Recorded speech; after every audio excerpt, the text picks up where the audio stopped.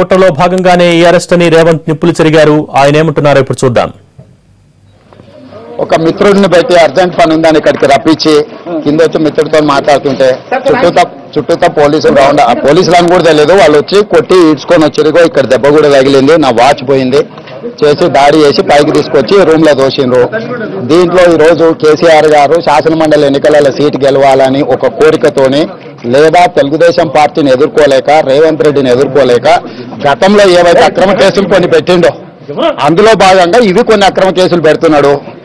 నేను రాబోయే 25 సంవత్సరాలు కేసీఆర్ ఎన్ని కేసులు పెట్టినా రాజకీయంగా ఖచ్చితంగా చంద్రశేఖరరావు గారి మీద పోరాడతా.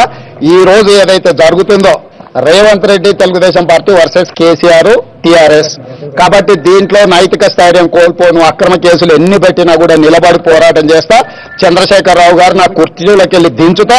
చంద్రశేఖరరావు గారిని కుర్చీలోకి వెళ్ళి దించి ఆయన పరిపాలనలో తీసుకున్న నిర్ణయాలు ఏవైతున్నాయో, ఏవైతే అక్రమంగా తన అన్యాయాలకు ఆస్తులు కట్టబెట్టిండో అన్ని కేసులు కట్టిస్తా. ఇదే చంద్రశేఖరరావు గారిని ఈ రోజు నా మీద ప్రయోగించిన పోలీసు అధికారులు ఎవరైతున్నారో వాళ్ళనే పెట్టి ఈడ్చుకొచ్చి లోపలేపిస్తే, అక్రమ కేసులు ఏవైతే పెట్టి నా మీద ఈ రోజు నన్ను ఈ రకంగా ఇబ్బంది పెడుతున్నాడో, కాబట్టి ఎట్టి పరిస్థితుల్లో చంద్రశేఖరరావు గారు వర్సెస్ రేవంత్ రెడ్డి అది జరగనండి. ఎంత కాలమైనా నేను పోరాటం చేస్తా.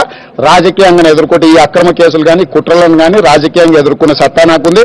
నాకు మనోస్థైర్యం ఉంది, మనోధైర్యం ఉంది. నా పార్టీ నా వెనకాల ఉన్నాయి, నా కార్యకర్తలు అందరూ వెనకాల ఉన్నారు.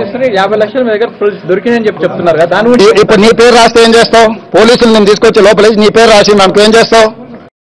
మీరు అట్లా వాళ్ళు చెప్తారు.